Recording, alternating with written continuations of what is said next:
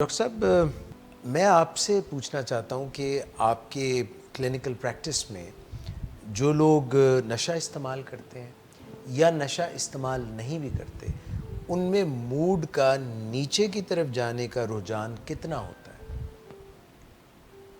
اچھا، انسانوں کا موڈ کئی جانب جاتا ہے.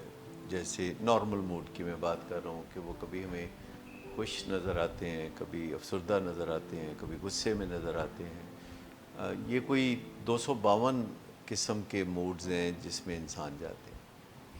لیکن براڈلی ہم ان کو ایسے کہتے ہیں کہ اچھا موڈ اور برا موڈ. جہاں تک ڈپریشن کی بات ہے تو اس کی کئی وجوہات ہوتی ہیں، لیکن اثر اس کا تقریباً ایک جیسا سامنے آنا شروع ہو جاتا ہے کہ جسے ہم بیہیورل شٹ ڈاؤن کہتے ہیں. جیسے پسپائی اختیار کوئی کر لیتا ہے، اپنے کام کاج سے وہ پیچھے ہٹنے لگتا ہے اور لوگوں سے میل ملاقات نہیں چاہتا. اسے لگتا ہے کہ اس کی زندگی کی جو خوشبو ہے وہ ختم ہو گئی، اور یہ باقاعدہ وہ اس میں کھو سا جاتا ہے بندہ، اور ایسے لگتا ہے کہ جیسے وہ کسی شیل میں چلا گیا، کسی غار میں چلا گیا ہے جس پہ برا موڈ اس کے اوپر طاری ہو گیا.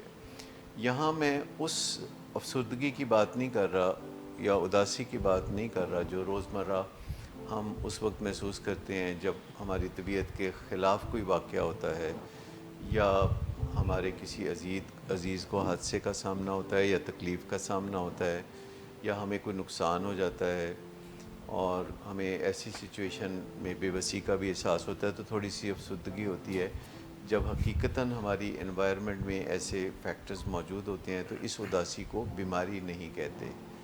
یہ ایک فطری رد عمل ہے. جیسے کہ جب اچھی باتیں ہو رہی ہوتی ہیں ہمارے ارد گرد تو ہمیں خوشی ہوتی ہے، اور یہ بھی بالکل نارمل بات ہے. لیکن اگر خوشی بغیر کسی وجہ کی ہو رہی ہو، جیسے کہ حالات کسی کے ویسے نہ ہوں لیکن خوشی بے پناہ نظر آئے یہ تو اور بہت تیزی اچھی نظر، بات ہے کہ انسان خوش رہے. نہیں، یہ بھی بیماری کی علامت ہے. اگرچہ کوئی بھی ڈاکٹر کے پاس جا کے یہ نہیں کہتا کہ مجھے خام خواہ خوشی ہو رہی ہے تو میں آپ کے پاس آ گیا ہوں، بتائیے واٹس رانگ ود می. حالانکہ زیادہ دیر از خوشی سمتھنگ بھی رانگ. خرابی ہے. آؤٹ آف پروپورشن دیکھیں نا، جب خوشی آپ ہوتی ہے بہت. جب آپ کا جو موڈ ہے وہ انوائرمنٹ کے ساتھ سنکرونائز نہیں کرتا، کہ بظاہر کوئی وجہ ہی نہیں ہے خوشی کی اور آپ بے پناہ خوش ہیں، اور جیسے بظاہر کوئی وجہ ہی نہیں ہے غم کی اور آپ بے پناہ غم زدہ ہیں. لیکن ڈپریشن کو ہم اس طرح بھی تقسیم کر سکتے ہیں کہ نفسیاتی ڈپریشن جسے ری ایکٹیو ڈپریشن لوگ کہتے ہیں، اور اعصابی یا دماغی ڈپریشن جس کو انڈوجینس ڈپریشن بھی کہتے ہیں. تو دماغ سے جو ابھرتی ہے ڈپریشن یا دماغ سے اس کے ساتھ خیالات جو ابھرتے ہیں تو یہ ذرا زیادہ سیریس قسم کی ڈپریشن ہوتی ہے. اس میں بڑے ایسے خیالات انسان کے اپنے بارے میں بہت ہی منفی ہو جاتے ہیں، ورتھ لیسنس فیل ہوتی ہے. لیکن جو مائنڈ سے ڈپریشن آتی ہے، جو شعور سے ڈپریشن آتی ہے، جو حالات سے ڈپریشن آتی ہے، جیسے آج کل مہنگائی ہے تو لوگ اس کی بھی ڈپریشن فیل کرتے ہیں، تو یہ تو بیماری والی بات نہیں ہے.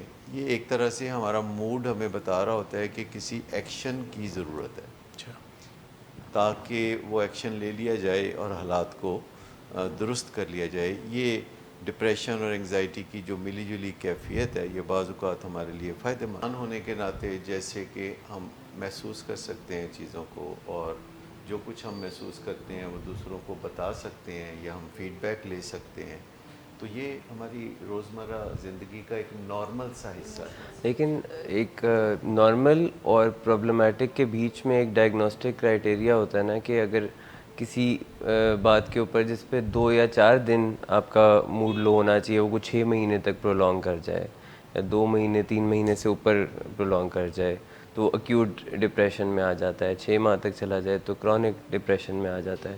لیکن اس کے اوپر ڈیوریشن بہت میٹر کرتی ہے، اور وہ آپ کی لائف کے ڈفرینٹ ایسپیکٹس کو کتنا افیکٹ کرتا ہے. فنکشنالٹی کو کتنا افیکٹ کر رہا ہے، ریلیشن شپ کو کتنا افیکٹ کر رہا ہے، اور ٹائم ڈیوریشن کتنا ہے. لیکن کئی مرتبہ لوگ ابھی کچھ گھنٹے ہی ہوئے ہوتے ہیں موڈ کو خراب ہوئے تو کہہ دیتے ہیں مجھے ڈپریشن ہو گیا. تو وہ ایک ڈفرینشیٹ کرنا آنا چاہیے. جب تک بیہیویئر میں پہلو تہی نظر نہیں آتی اور پسپائی نظر نہیں آتی تو ہم اس کو کلینکلی ڈپریشن قرار نہیں دیں گے.